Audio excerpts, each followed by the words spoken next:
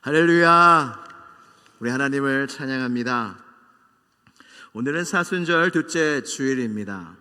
사순절은 주일을 뺀 부활절 전에 40일간의 기간을 사순절이라고 이야기합니다. 이 은혜의 절기 사순절에는 예수 그리스도의 고난과 십자가를 깊이 묵상하며 은혜를 받는 절기입니다. 여러분, 성탄절이나 추수감사절이나 이런 기독교의 절기는 그냥 형식적으로 보내라고 그냥 정해놓은 절기가 아니라 이때 은혜 받으라고 정하신 절기입니다. 그래서 마음속에 어떤 각오가 있어야 되냐면 내가 은혜를 받으리라, 이번 사순절에 은혜를 받으리라. 여러분, 예수 그리스도의 십자가 사랑을 마땅히 알 만큼 아는 사람은 저를 포함하여 여기 아무도 없습니다.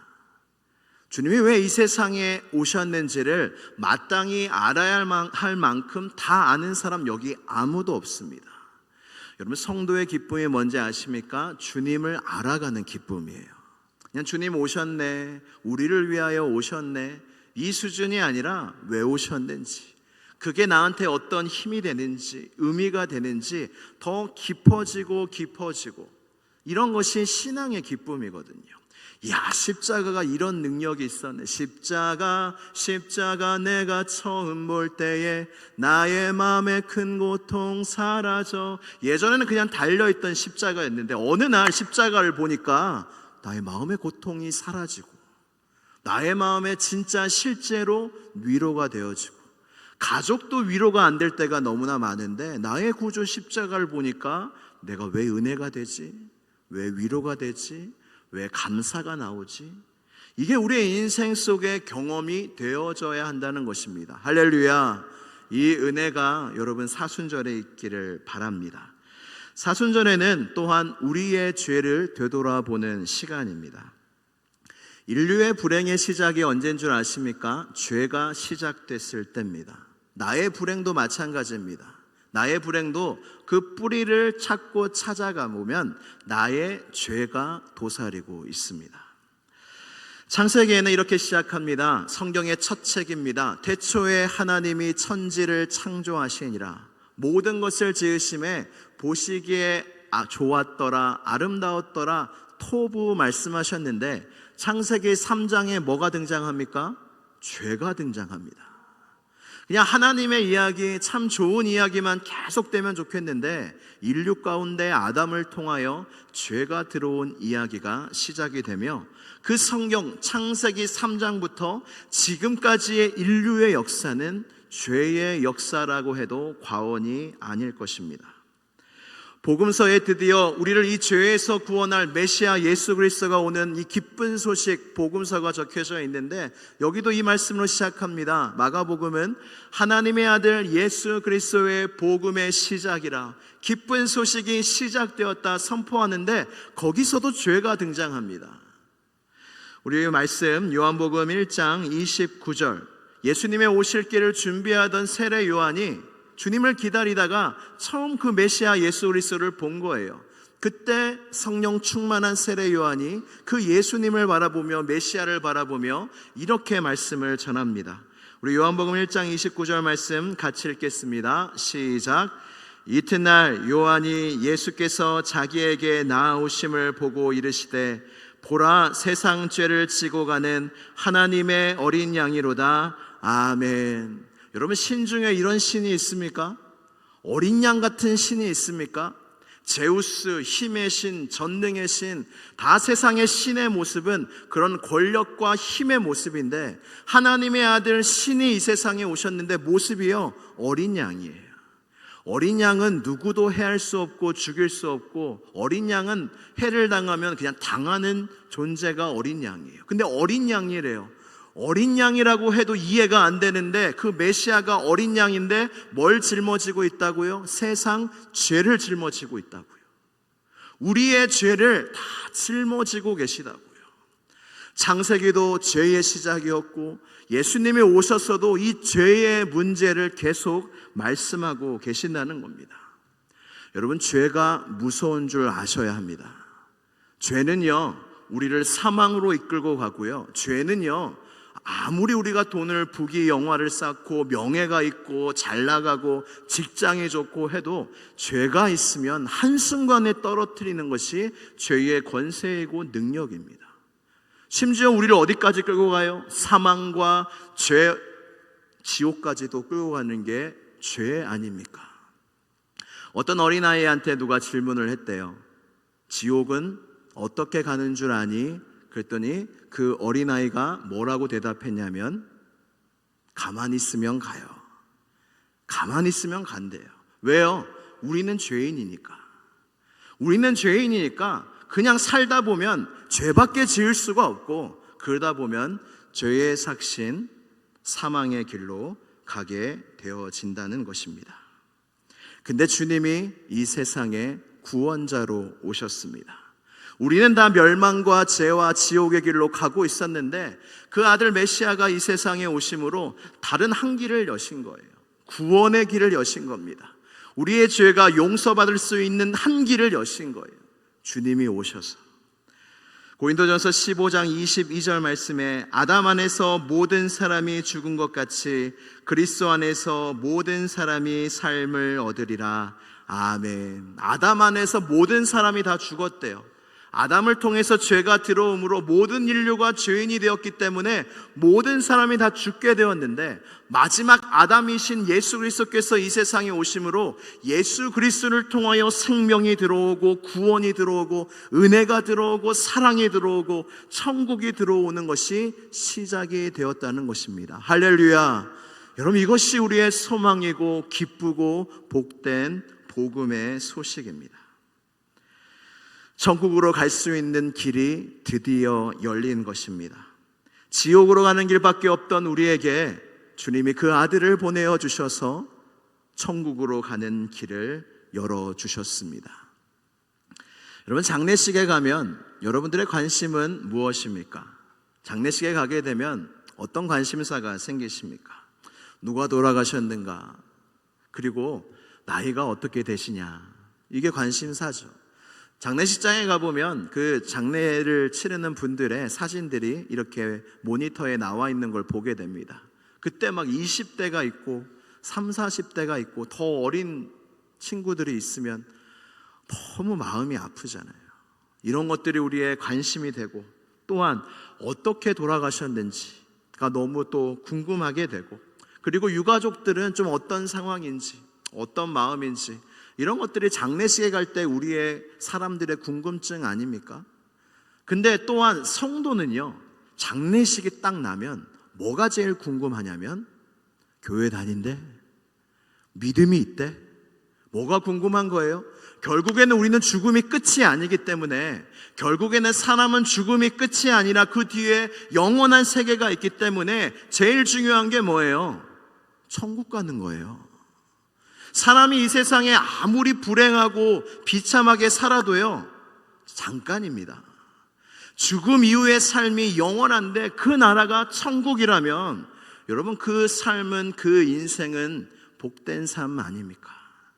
근데 이 짧은 이 인생 세월 속에 이 세상에 아무리 박수받고 인정받고 높임을 받았다 할지라도 그의 인생의 끝에 영원한 지옥 형벌에 들어가서 영원히 그곳에서 산다면 그의 인생을 누가 복되다 말하겠습니까? 그러면 천국 가는 것이 우리의 인생 속에 가장 중요한 것인데 여러분, 천국은 누가 갑니까? 여러분, 오토 폰 함스부르크라는 사람을 아십니까? 이분은 오스트리아 헝가리 제국의 마지막 황제 카를 1세의 장남이자 함스부르크 로트링겐 가문의 마지막 황태자였어요. 여러분, 말이 너무 어렵죠? 혹시 들어보셨나요? 이 가문을? 이 가문이 어마어마한 가문입니다. 13세기부터 20세기 초까지 오스트리아를 거점으로 800년 동안 중부 유럽의 패권을 잡고 뒤흔들렀던 가문이에요. 이 한 가문이 800년 동안 이 중부 유럽을 좌지우지했다는 것입니다. 그리고 신성 로마 제국의 재위를 세습하면서 근세 유럽에 얼마 안 되는 황제 가문으로서 최고의 영위와 영예를 누렸던 분입니다. 근데 이분이 2011년에 돌아가시게 됩니다. 근데 장례식을 가져서 정말 전 세계적으로 이게 중계가 되는데, 제가 그 영상을 보며, 여러분 예전에 보신 적이 있을 겁니다. 예전에 이 영상을 보며 사실 너무 큰 은혜를 받았어요. 그래서 이 영상을 먼저 한번 보고 설교를 이어가도록 하겠습니다.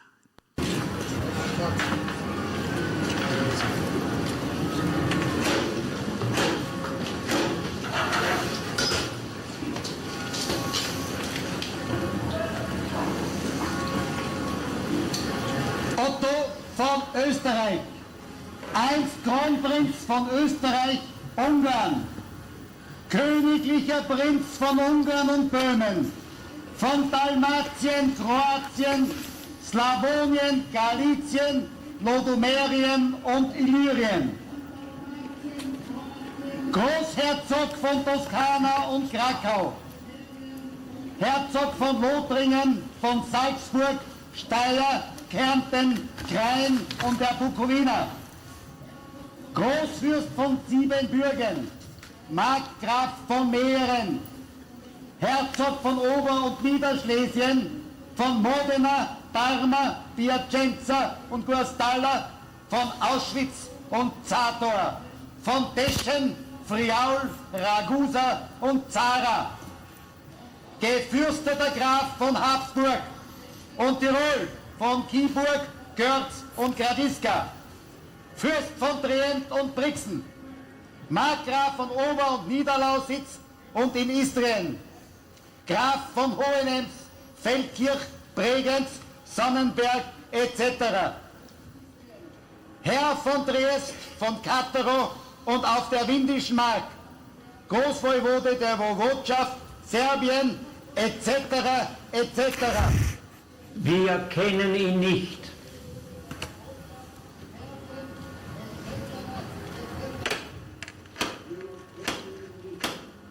Wer begehrt Einlass?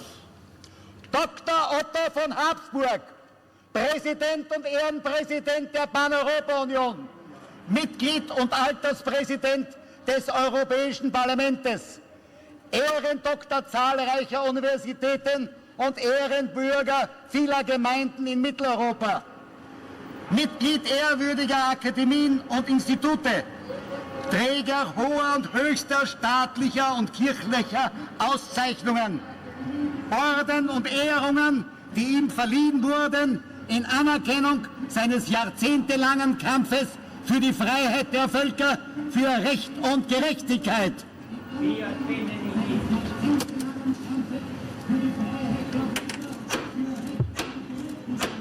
Wer begehrt Einlass? Otto, ein sterblicher, sündiger Mensch. So komme er herein.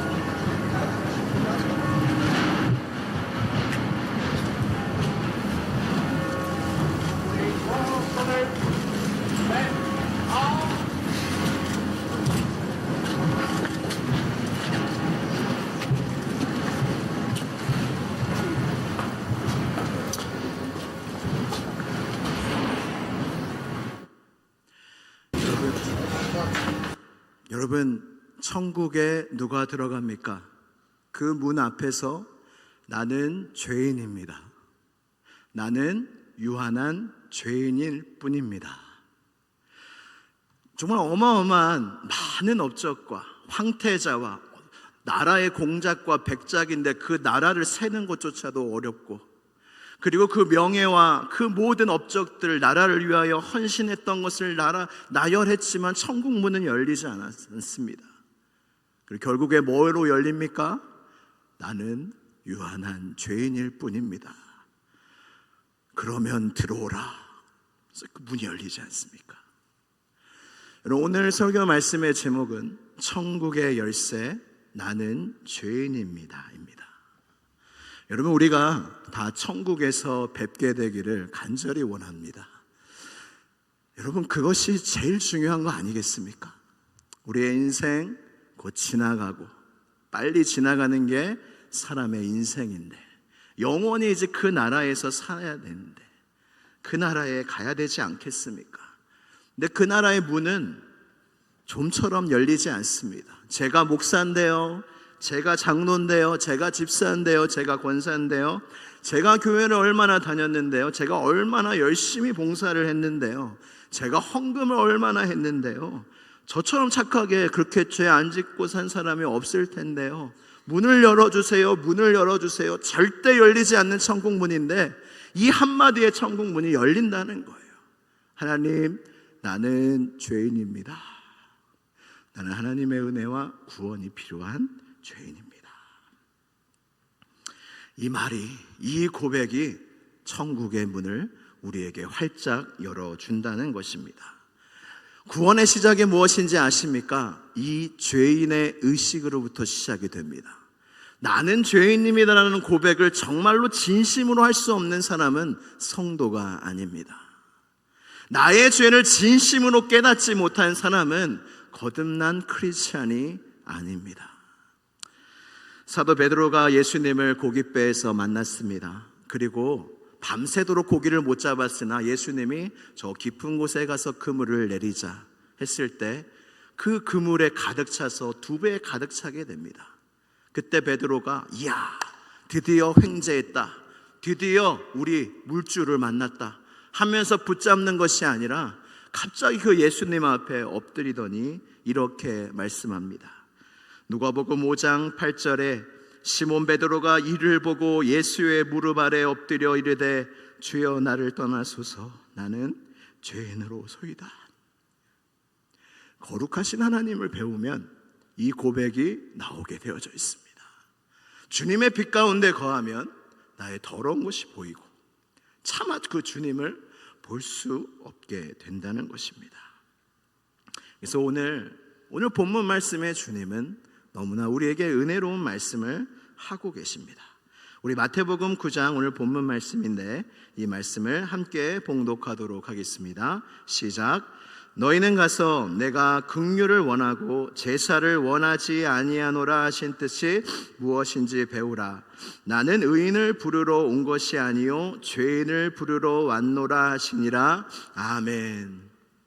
죄인은 마치 길이 없을 것 같아요. 죄인은 끝난 것 같아요. 죄인은 인생이 거의 비참한 길로 갈 수밖에 없을 것 같아요. 근데 예수님의 오심은 어떤 의인을 위해서 의인을 부르러 오신 것이 아니라 정말 바닥을 치며 주님, 나는 죄인입니다 하는 사람을 위해서 우리 예수님이 오셨다는 거예요. 천국에 누가 못 들어갑니까? 의인이 못 들어갑니다. 자기의 죄를 인정하지 않는 사람은 천국에 못 들어가게 됩니다. 여러분, 바리새인이 예수님을 믿지 않는 이유에 대해서 아십니까? 바리새인처럼 성경에 능통했던 사람이 없었어요. 근데 바리새인은 그 메시아, 예언된 메시아가 눈앞에 있어도 믿지 못했습니다. 왜냐하면 자신의 죄를 인정하지 않았기 때문에. 어느 날 제자들이 날 때부터 맹인된 자를 봅니다. 여러분, 얼마나 마음이 아파요. 안타까워요. 태어나자마자 장님이에요. 근데 그때도 죄가 너무나 중심이었습니다. 그래서 말하기를 주님, 이 날 때부터 맹인된 자가 부모의 죄 때문에 이렇게 맹인이 되었습니까? 아니면 자신의 죄 때문에 맹인이 되었습니까? 물어봅니다. 그때 주님이 말씀하시기를 누구의 죄 때문도 아니다. 이를 통하여 하나님이 하시는 일을 드러내고자 합니다. 말씀하시며 이 맹인의 눈을 밝게 하십니다. 그때 바리새인이 믿지 않죠. 이게 어떻게 된 일이냐? 그럴 리가 없다. 저 사람은 죄인이다 라고 이야기를 하는데 주님이 이렇게 말씀하십니다. 요한복음 9장 39절 말씀을 함께 봉독하도록 하겠습니다. 시작. 예수께서 이르시되 내가 심판하러 이 세상에 왔으니 보지 못하는 자들은 보게 하고 보는 자들은 맹인이 되게 하려 함이라 하시니 아멘. 무슨 말씀입니까? 구원이 필요하다고 외치는 죄인들을 하나님이 구원해 주신다는 거예요. 근데 구원이 필요 없다 하는 죄인들은 하나님의 구원을 받지 못한다는 것입니다.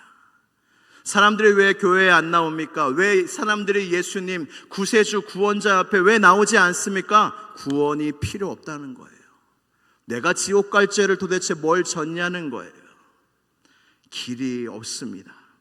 요한복음 9장 41절에 이어서 예수님을 말씀하십니다. 예수께서 이르시되 너희가 맹인이 되었더라면 죄가 없으려니와 본다고 하니 너희 죄가 그대로 있느니라. 아멘. 이 말씀이 무슨 말씀이냐면 너희가 죄인이라고 말하면 너희 죄가 용서함을 받을 것이다.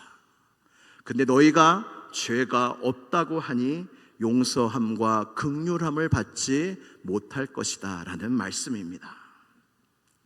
여러분, 우리 하나님 아버지는 우리를 긍휼히 여기시는 아버지이십니다. 에베소서 2장 4절에서 5절 말씀에 긍휼이 풍성하신 하나님이 우리를 사랑하신 그 큰 사랑을 인하여 허물로 죽은 우리를 그리스도와 함께 살리셨고 너희는 은혜로 구원을 받은 것이라. 아멘. 긍휼히 여기시는 하나님에 의하여 우리가 구원함을 얻었던 것. 여러분, 우리는 하나님 앞에 뭘 자랑할 필요가 없습니다. 하나님 앞에 한없이 낮아지고 겸손하게 주님 앞에 나아가며 바리새인처럼 고개를 꼿꼿이 들고 주님 앞에 나오는 것이 아니라 주님 앞에 나올 때마다 하나님 나는 죄인으로소이다 가슴을 치며 나올 때 그 사람이 의롭게 되고 그 사람이 은혜를 받지, 하나님 오늘 은혜 주세요, 이런 마음은 은혜 받기 힘든 마음입니다. 은혜를 받아도 우리의 마음이 어떠해야 되냐면 하나님 왜 나 같은 자에게 은혜를 주십니까? 하나님 왜 나 같은 자에게 복을 주십니까? 이것이 우리의 고백이 되어야 한다는 것입니다. 목사님, 저는 인정합니다. 저는 죄인입니다. 그래서 회심도 했고 저는 저의 구원자, 저의 죄를 용서해 주시는 예수님을 믿습니다. 또 하나의 그분을 향한 질문이 무엇이냐면 오늘도 그 고백을 하고 계시냐는 겁니다. 오늘도 여러분들은 주님 앞에서 하나님 나는 죄인입니다 라고 고백하고 있냐는 말입니다. 사도 바울은 디모데 제자에게 순교하기 전에 서신을 보냅니다. 그 서신에서 자신이 어떤 사람인지에 대해서 밝힙니다. 우리 디모데전서 1장 15절 말씀을 함께 봉독하도록 하겠습니다. 시작. 미쁘다 모든 사람이 받을 만한 이 말이여 그리스도 예수께서 죄인을 구원하시려고 세상에 임하셨다 하였도다. 죄인 중에 내가 괴순이라. 아멘. 사도 바울은 구원받은 자가 확실합니다. 왜요? 주님 품 안에 안기는 그 전까지 나는 죄인 중에 괴수입니다. 성도가 가지고 있어야 할 죄인의식을 갖고 있었거든요. 오호라 나는 공고한 자로다. 이 사망의 몸에서 누가 나를 건져내랴. 여러분, 사도 바울이 항상 기뻐하라 그렇게 말했다고 해서 항상 기뻐만 한 것이 아니에요. 내 안에 예수님을 믿어도 여전히 죄가 있고 여전히 악이 있고 내 안에 악한 것이 있다는 것을 사도 바울이 예수님을 더 잘 믿으면 잘 믿을수록 그게 더 잘 느껴지는 거예요. 그래서 너무 공고한 거예요. 힘든 거예요.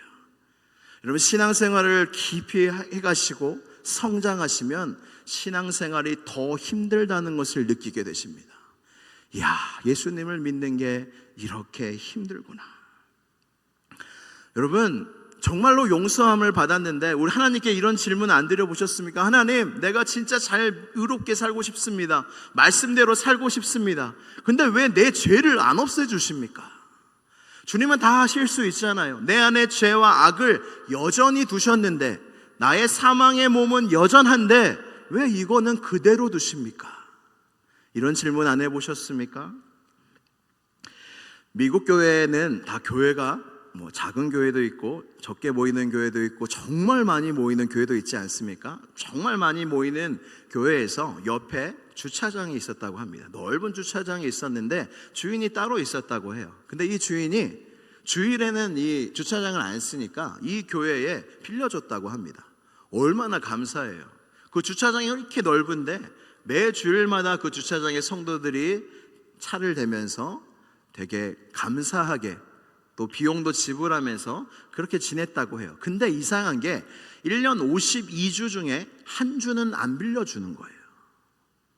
이상하다. 근데 그날이 너무 불편한 겁니다. 우리 교인들이. 그래가지고 물어봤대요, 주인한테. 왜? 근데 그 주일에, 안 빌려주는 주일에 그 주차장을 쓰는 것도 아닙니다. 근데 왜 안 빌려주십니까? 라고 주인에게 물어봤더니 그 주인이 하는 말이 무엇이냐면, 그래야 주인인 줄 알지요. 그렇게 이야기하더래요. 여러분, 우리 안에 죄가 있고 악이 있고 주님이 왜 이거를 없애지지 않는지 아십니까? 그래야 우리가 죄인이며, 그래야 우리가 하나님의 구원이 필요하고 예수님의 십자가의 은혜가 필요한 죄인인 줄 알기 때문에 주님은 우리에게 죄와 악을 여전히 우리의 마음속에 남겨두셨다는 것입니다. 에노스를 아십니까? 아담과 하와가 가인과 아벨을 낳고 가인이 아벨을 죽이지 않습니까? 그리고 가인은 떠나갑니다. 얼마나 아담과 하와가 마음이 아팠겠어요. 그때 셋을 낳고 그 셋이 또 아들을 낳았는데 그 아들의 이름을 에노스라고 합니다. 근데 이 말씀에 에노스, 이 아들이 태어나자 비로소 사람들이 여호와의 이름을 부르기 시작했대요. 근데 에노스 이름의 뜻이 무엇인지 아십니까? 연약한 사람, 죽을 수밖에 없는 존재. 여러분, 사람은 어떤 사람인 줄 아십니까? 우리가 그 자리에 가야야 비로소 구원자 하나님을 찾으며, 우리가 연약해야, 우리가 죄가 많아야 비로소 하나님을 의지하고 나아온다는 거예요. 우리 안에 하나님의 그 지혜가 있다는 것입니다.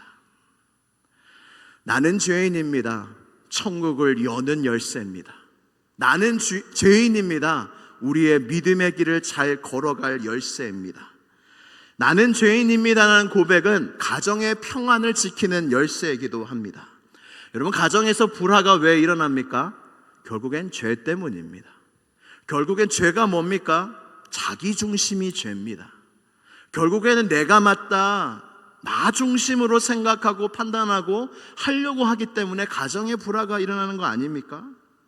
그때 가정에서 누가, 그래, 내가 죄인이다, 내가 잘못했다, 온 가족이 나는 죄인입니다라는 고백을 매일매일 하고 그 가정에서 살아갈 때, 아니다, 내가 잘못했다, 아니다, 내가 잘못했다, 정말로 하나님의 나라가 그 안에 이루어지는 거 아니겠습니까?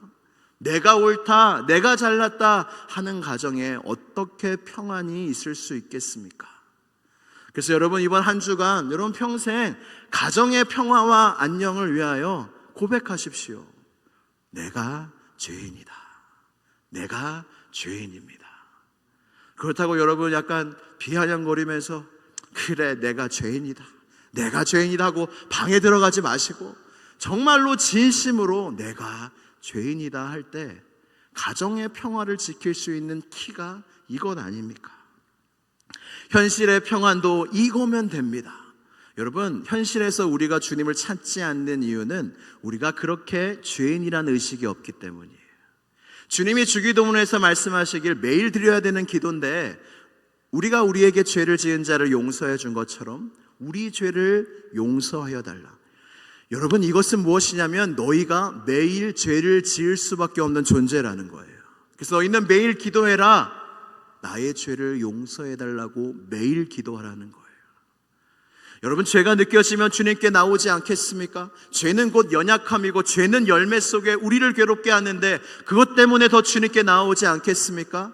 여러분, 현실에서 이 영적인 문제 속에서, 현실 속에서 주님을 붙잡을 수 있는 키도 무엇이냐면, 하나님, 나는 유한한 죄인입니다, 나는 연약한 죄인입니다, 이 고백을 우리가 매일 하면서 살아갈 때 매일매일 힘써 주님 앞에 나올 수 있지 않겠습니까? 교회의 평안의 열쇠도 나는 죄인입니다. 여러분, 교회에서 분란과 분쟁이 많은데 그 이유가 뭔지 아십니까? 교회에 의인이 너무 많기 때문입니다. 내가 옳다 하는 사람이 너무 많기 때문입니다. 근데 온 교인들이 이 고백, 나는 죄인입니다. 내가 미안해. 내가 잘못했어. 내가 너의 기분을 좀 더 생각했어야 됐는데, 내가 말을 좀 잘못했어. 내가 죄인이야. 내가 잘못했어. 우리가 서로 이렇게 고백할 때 여러분, 다툴 틈이 어디 있겠습니까? 말씀을 정리하고자 합니다. 사랑하는 성도 여러분, 이 사순절에, 이 은혜의 절기에 이 고백을 회복하시기를 바랍니다. 따라해 볼까요? 나는 죄인입니다.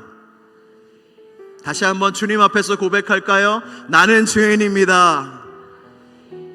여러분들이 이 고백을 매일매일 하면서 살아갈 때 여러분들에게는 천국문의 문이 열리고, 가정의 평안의 문이 열리고, 여러분들의 현실 속에서 주님께 나아갈 수 있는 문이 열리고, 그리고 이 교회 가운데 평안에 매는 줄로 성령이 하나 되게 하신 것을 힘써 지키는 길이 열리는 비결이 뭐냐면, 키가 뭐냐면 나는 죄인입니다 고백하면서 사는 것입니다. 사도 바울은 마지막까지 이 고백을 했습니다. 나는 죄인 중에 괴수입니다. 사랑하는 성도 여러분, 주님 품 안에 안기는 날까지 우리도 사도 바울처럼 고백합시다. 나는 죄인일 뿐입니다. 우리 함께 찬양하실 텐데요, 오직 주의 은혜로. 여러분, 우리는 죄인이고 연약하기 때문에 이런 사람은요 은혜로밖에 못 살아요. 죄인이 아니면요 나의 힘으로 살고 나의 의로 사는데, 죄인인 사람은요 소망이 없기 때문에 하나님의 은혜로 삽니다. 그래서 오직 은혜로 사는 거예요. 그것을 묵상하면서 함께 찬양하겠습니다. 오직 주의 은혜로. 지금 여기 서 있네. 지금 여기 서 있네. 한없는 경배, 한없는 찬양, 내 영혼 예배 드리네. 나를 위해 이 땅에 오신 주의 그 은혜, 십자가 고통 이기신 주님, 그 은혜 어찌 잊으니. 주 은혜 날 채우시네. 주 은혜 보게 하시네. 살아가는 동안 은혜로만 살릴 십자가의 주 은혜 날 세우시네. 주 은혜 날 세우시네. 주 은혜 보게 하시네. 살아가는 동안 은혜로만 살릴 십자가의 해로. 이 시간 함께 기도할 때 여러분 평생 고백하기로 다짐합시다. 주님 앞에 나는 죄인입니다 하며 나아갑시다. 하나님의 긍휼이 임할 것입니다. 하나님의 은혜가 임할 것입니다. 천국문이 활짝 열릴 것입니다. 이 놀라운 은혜가 나의 삶 가운데 시온성 교회에 있게 해달라고, 이것이 우리의 모두의 고백이 되게 해달라고 이 시간 함께 기도드리시겠습니다. 하나님 아버지 감사합니다. 우리에게 말씀하여 주셔서 다시 한번 성령의 빛 가운데 우리가 얼마나 큰 죄인인 줄 우리로 알게 하여 주신 은혜에 감사합니다. 하나님, 죄가 많을수록 주님을 사랑한다 하셨는데, 매일매일 주님 앞에 나아가 우리의 죄를 고백하며 주님 앞에 나아가 하나님의 은혜를 붙잡으며 십자가의 은혜를 붙잡으며 하나님을 붙잡는 은혜가 우리 모두에게 있을 수 있도록 주여 역사하여 주시옵소서. 우리 성도들을 위로하여 주옵시고 눈물을 닦아 주옵시며 주님의 긍휼이 임할 줄로 믿습니다. 나는 죄인입니다 고백하는 모든 성도들에게 천국 문이 열리고 평안의 문이 열리고 놀라운 은혜의 문이 열릴 줄로 믿사오니, 그 놀라운 은혜가 우리 모두에게 있을 수 있도록 주여 역사하여 주옵소서. 살아계신 하나님 아버지 감사합니다. 나 같은 죄인 살리사 주님의 은혜가 너무나 놀랍습니다. 하나님, 나는 죄인입니다. 바울도 마지막까지 그 고백을 하였는데, 우리도 주님 앞에서 사람 앞에서 나는 죄인입니다라는 고백을 평생 믿음으로 할 수 있는 우리 모두가 되게 하여 주시옵소서. 그로 말미암아 우리에게 천국 문이 활짝 열리고 가정과 직장과 또한 모든 사회와 모든 교회의 평안의 문이 활짝 열려지는 은혜가 우리 모두에게 있게 하여 주시옵소서. 예수 그리스도의 이름으로 기도드리옵나이다. 아멘.